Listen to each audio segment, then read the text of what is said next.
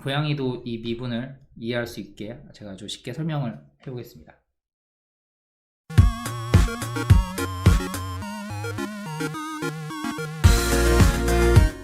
안녕하세요, 데스노트입니다. 오늘은 미분, 편미분, 전미분이라는 주제로 한번 영상을 만들어 볼 건데 이 영상을 준비한 이유는 한 2주 전쯤에 구독자분 중에 한 명이 이 그레디언트 디센트 관련 영상에다가 이 요청 댓글을 달아주셨어요. 그때 제가 한 2주 안에는 올려보겠다고 약속을 한 게 있어서 지금 2주가 되는 시점에서 좀 짬 내가지고 억지로 꾸역꾸역 영상을 만들어 보는 중입니다.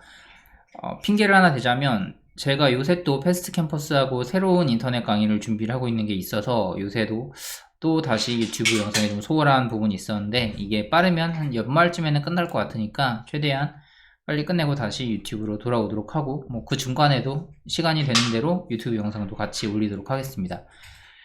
그럼 미분이 우리가 여기서 왜 필요한지 간단하게 설명을 해보자면 그 그레디언트 디센트 컨셉을 설명할 때 혹시 이거 못 보신 분들은 그 영상을 먼저 보시고 오시는 게 좋을 거예요.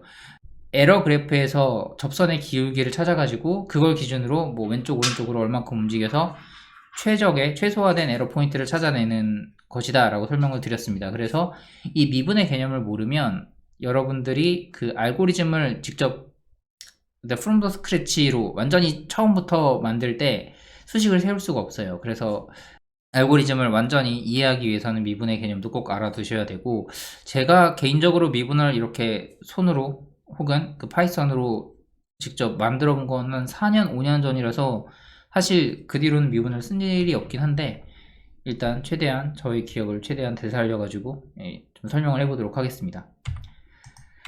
우선 미분이란 무엇이냐 하면 그레디언트 디센트와 최대한 관련돼서 설명을 해보자면 이게 만약에 이 이차함수 그래프가 에러 관련된 그래프라고 해볼게요. 이 x축은 그 기울기, 예를 들어 리니어 리그레션이라고 하면 그 각 변수에 대한 기울기 값을 어떻게 정하느냐에 따라서 이 최종 오차가 이렇게 달라질 수 있다라는 것이고, 이 점이 최소한의 에러를 갖게 되니까 우리는 이걸 찾는 게 포인트예요. 그런데 이 점을 찾기 위해서 그레디언트 디센트에서는 이 특정 포인트를 딱 찍어가지고 여기에 접선의 기울기를 구하죠.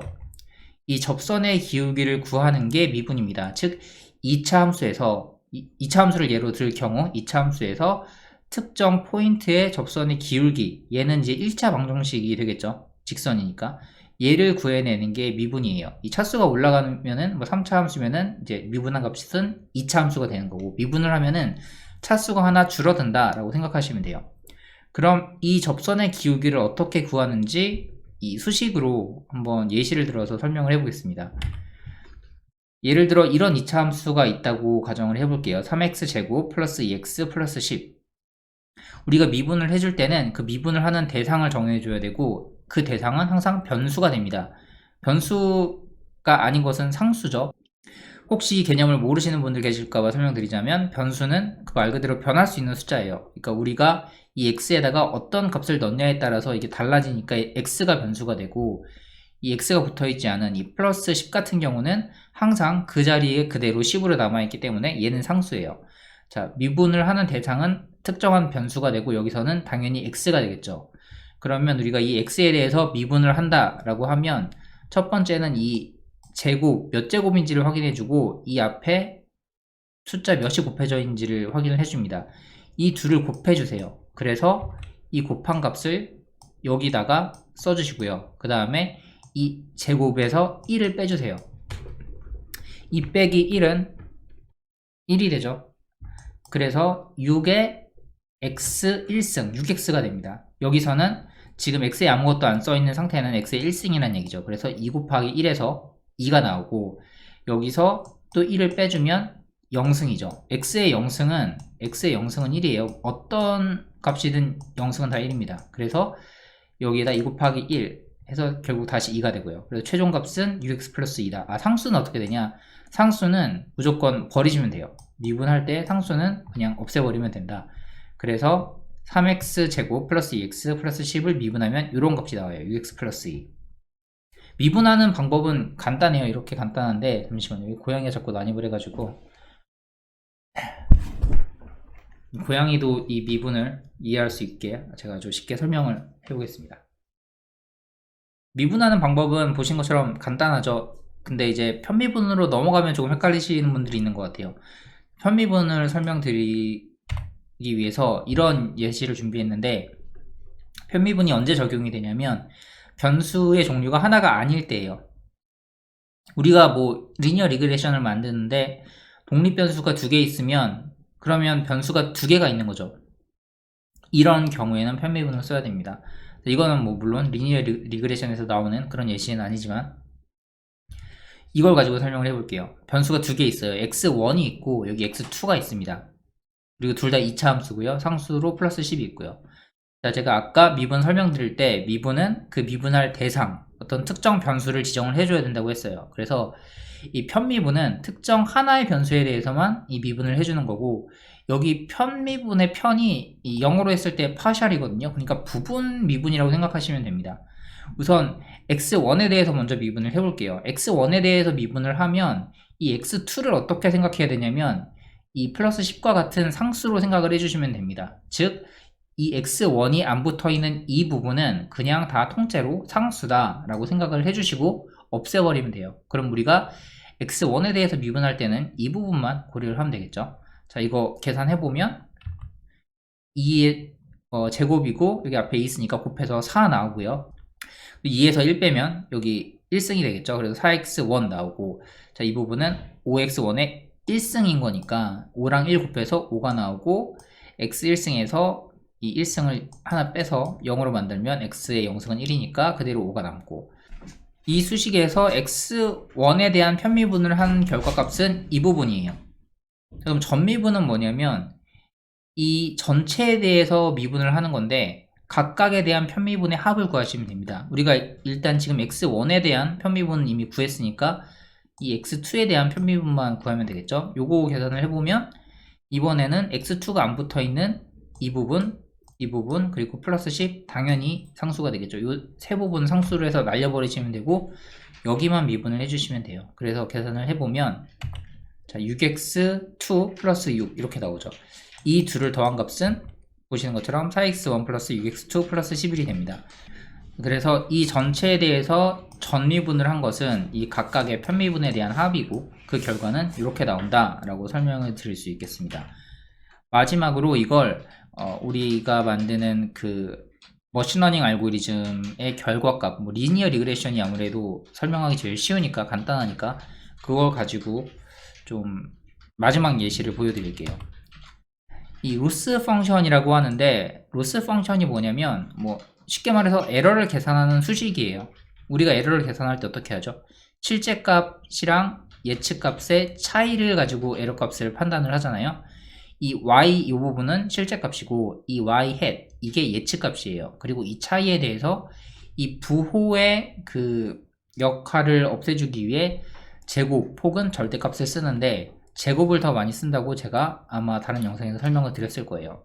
이 제곱을 쓰는 게 좋은 이유가 미분하기 훨씬 용이하기 때문이죠.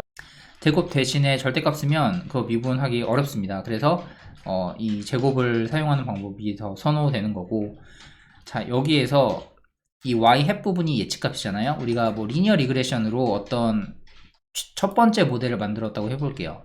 그 랜덤한 포인트에서 잡은 그냥 모델이에요. 그게 3x 플러스 2다.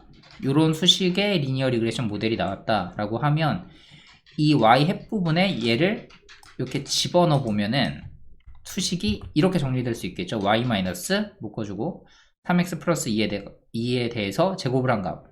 이제 우리는 이걸 미분을 해주면 되는데 여기에서의 변수는 당연히 x가 되어야 되고요.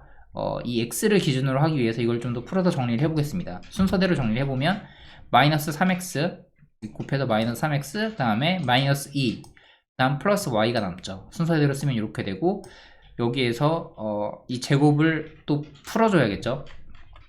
제곱을 풀어보면 얘에 대한 제곱이니까 9x 제곱 나오고, 이 부분에 대해서는 이거 알고 계시죠? a 플러스 b의 제곱은 a 제곱 플러스 2ab의 b 플러스 b제곱이다.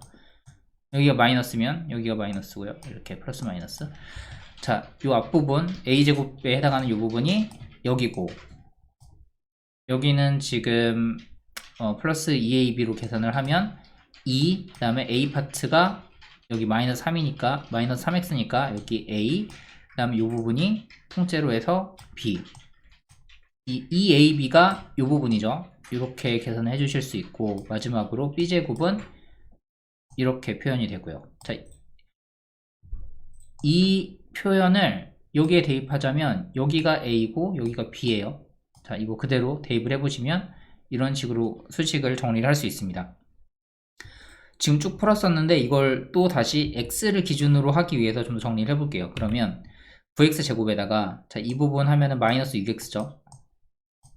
마이너스 6x인데 얘랑 곱하면은 플러스 12x 되고, 그쵸? 마이너스 6x 얘랑 곱하면 y 해서 마이너스 6xy인데 얘를 x로 묶어주면 12 마이너스 6y의 x가 되는 거죠.